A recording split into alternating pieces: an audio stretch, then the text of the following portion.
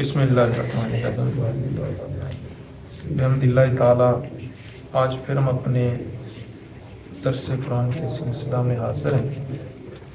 اللہ تعالیٰ کے فضل و احسان سے آج ہم چوتھے سپارے کے 3 نمبر رکوع کا آخری حصہ جو ہے اس کو پڑھنے جا رہے ہیں۔ فرمایا یا ایھا الذین آمنوا لا تتخذوا بطانۃ من دونکم، اے ایمان والو تم آپس میں چھوڑ کر دوسروں کو کبھی بھی اپنا رازدار نہ بنانا۔ لا یعلونکم خبالا، وہ تمہیں نقصان پہنچانے میں کوئی کسر نہیں اٹھا رکھیں گے۔ وَدُّوا مَا عَنِتُّمْ، وہ اس چیز کی خواہش کرتے ہیں جو چیز تمہیں نقصان پہنچاتی ہے۔ قَدْ بَدَتِ الْبَغْضَاءُ مِنْ أَفْوَاهِهِمْ، کچھ بغض تو ان کے منہوں سے ظاہر ہو چکا ہے۔ وَمَا تُخْفِي صُدُورُهُمْ أَكْبَرُ، اور جو ان کے سینوں میں بغض چھپا ہوا ہے وہ اس سے بھی کئی گنا زیادہ ہے۔ قَدْ بَيَّنَّا لَكُمُ الْآيَاتِ إِن كُنتُمْ تَعْقِلُونَ، اور ہم نے تو اپنی آیات کھول کھول کر تمہارے سامنے بیان کر دی ہیں اگر تم سمجھدار ہو تو یہاں چونکہ یہودیوں کا ذکر ہو رہا ہے تو یہودیوں کو رازدار اور رازدار بنانے سے منع فرمایا جا رہا ہے کہ انہیں کبھی بھی اپنے ملی اور اپنے ریاستی راز نہ بتاؤ جس سے اگر ان کو وہ معلوم ہو جائیں تو مسلمانوں کو وہ نقصان پہنچا سکیں اور مسلمانوں کے جو ارادے ہیں اس سے ان کو نقصان پہنچے۔ ان چیزوں ایسے راز ان یہودیوں کو نہ بتائے جائے، کیونکہ اوس اور خزرج جو 2 قبیلے تھے مدینہ شریف کے اندر، ان کے یہودی قبائل جو کہ بنو نذیر اور بنو قریظہ تھے ان کے ساتھ بڑے گہرے مراسم اور تعلقات تھے اور افراد کے بھی آپس میں یاریاں دوستیاں تھیں اور ایک دوسرے کو وہ اپنے راز بتایا کرتے تھے اور ایک دوسرے سے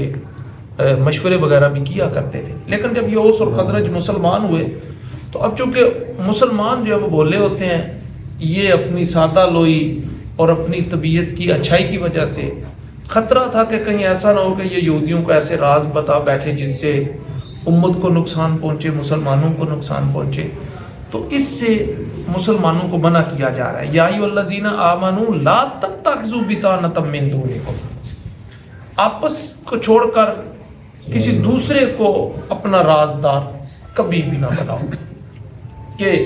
اب مسلمانوں کو ایک دوسرے میں اگر راز بتا دیے جائے تو اس میں کوئی حرج نہیں ہے، لیکن بالخصوص یہودیوں کو یا دوسری قوموں کو اپنے راز نہ بتائے جائیں۔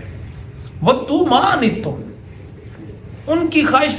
وہ چیز ہوتی ہے جو تمہیں تکلیف پہنچاتی ہے، وہ طلب کرتے ہیں، چاہتے ہیں جو تمہارے لیے تکلیف دے اور تمہارے لیے نقصان دہ چیز ہو،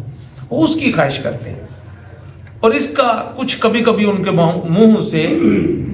انجانے سے نہ چاہتے ہوئے بھی اظہار ہو جاتا ہے، کبھی جذباتی کیفیت میں، کبھی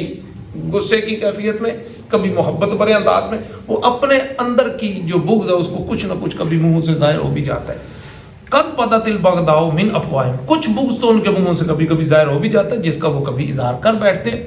وما تخفی صدورہم اکبر، اور جو ان کے سینوں میں چھپا ہوا بغض ہے وہ اس سے بھی کئی گنا زیادہ ہے۔ جب کبھی تم ان کی زد میں آ گئے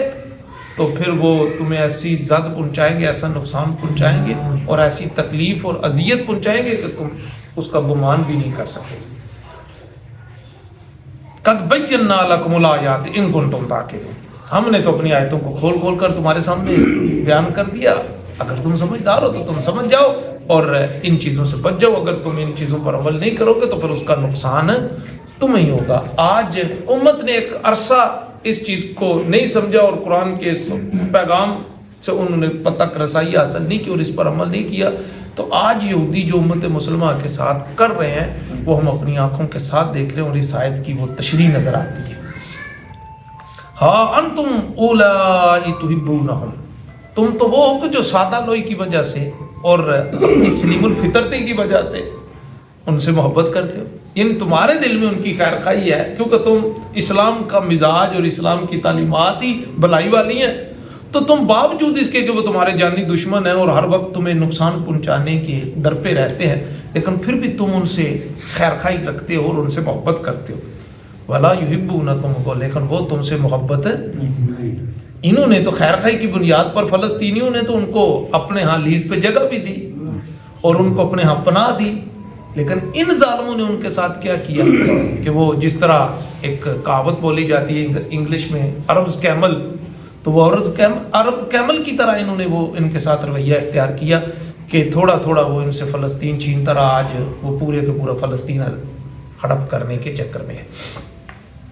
تو فرمایا تم ان سے محبت کرتے ہو لیکن وہ تم سے محبت نہیں کرتے، تؤمنون بالکتاب کلہ، تم تو ساری کتابوں پر ایمان لاتے ہو لیکن وہ ساری کتابوں پر ایمان،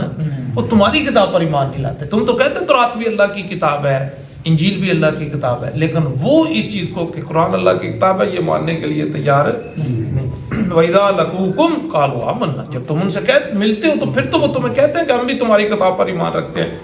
لیکن کیا ہے وَإِذَا خَلَوْا عَضُّوا عَلَيْكُمُ الْأَنَامِلَ مِنَ الْغَيْظِ، اور جب تم سے الگ ہوتے ہیں تو پھر وہ غصے کے ساتھ اپنی انگلیاں چباتے ہیں اور وہ کہتے ہیں کہ کبھی تم ہماری جو ہے وہ چھری کے نیچے آ لو پھر تمہیں بتائیں گے، یعنی وہ وقت کے انتظار میں ہیں کہ جب کبھی تم ان کی زد میں آ جاؤ تو پھر وہ کسی طرح بھی تم پر رحم نہیں کریں گے، اور یہ ہم نے اپنی آنکھوں کے ساتھ دیکھ لیا ہے۔ قرآن کا یہ جو ایک پیغام ہے اور یہ ایک جو اس کی پیشن گوئی ہے وہ بالکل سچ ثابت ہو گئی۔ فرمایا وَإِذَا خَلَوْا عَضُّوا عَلَيْكُمُ الْأَنَامِلَ مِنَ الْغَيْظِ، جب وہ تم سے الگ ہوتے ہیں تو پھر وہ غصے سے اپنی انگلیاں چباتے ہیں اور پھر انہیں غصہ تم پر آتا ہے کہ وہ وقت آنے دو جب ہماری تم پر گرفت پختہ ہوگی تو پھر دیکھنا ہم تمہیں کس طرح سے اذیت پہنچاتے ہیں۔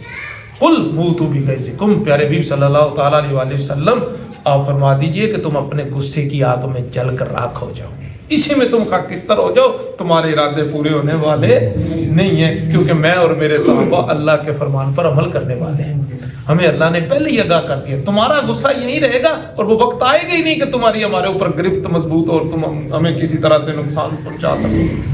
تو کہا کہ وہ کہتے ہیں نا کہ امام شیخ سعدی علیہ رحمہ نے فرمایا کہ حسد کا علاج یہی ہے کہ وہ حسد کی آگ میں جل جائے۔ تو کہا کہ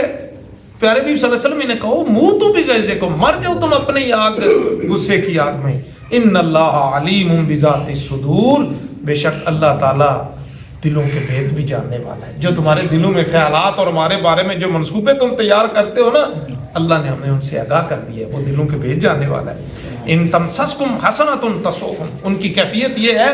کہ اگر تمہیں کوئی نیکی پہنچے نا، تمہیں کوئی بھلائی پہنچے اور تمہیں کہیں سے کوئی نفع حاصل ہو جائے، تمہیں کوئی خوشی میسر آ جائے میرے محبوب کے غلاموں، تو تسؤہم، انہیں اس سے بڑی تکلیف ہوتی ہے۔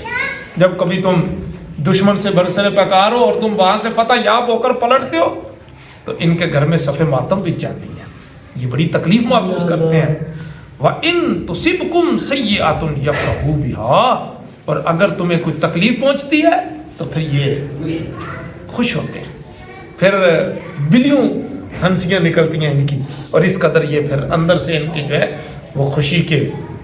کمکمے روشن ہوتے ہیں۔ کہا ان تصبکم، جس طرح کہ غزوہ احد کے اندر ہوا کہ مسلمانوں کو کوئی تھوڑا سا جانی مالی نقصان ہوا تو اس پہ پھر جو یہ یہودی تھے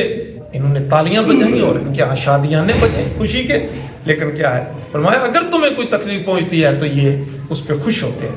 وَإِن تَصْبِرُوا وَتَتَّقُوا، اور اللہ رب العزت نے اگلی بھی جو ہے وہ وضاحت فرما دی، فرمایا اگر تم اسی طرح صبر کرتے رہے،